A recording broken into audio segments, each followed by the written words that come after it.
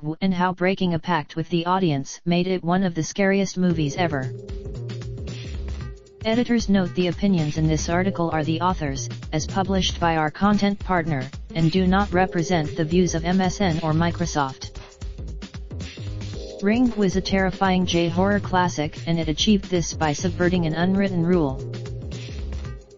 In Ringu, a cursed VHS tape will kill the viewer 7 days after they've watched it. Reporter Ringu so begins a race against time to discover the history of the tape and break the curse before the 7 days are up. The beginning of the movie, it's scary and uncanny anyway, but there's more to it than that.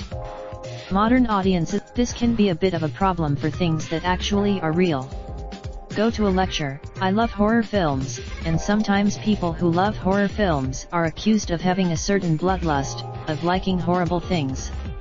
But obviously, it's the same reason why the movie Ghost Stories, which is good, clever, well performed, and makes good use of VFX and editing, isn't as scary as the play. In the play of Ghosts, even watching it again now, out of context, it's unsettling in an almost primal way. It's wrong, but it's not the first movie to break an unspoken pact with the audience.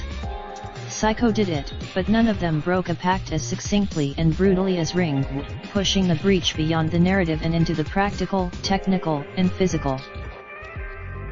As a personal aside, I first watched Ringu on television very late at night many years ago, back before J-horror had hit the UK hard.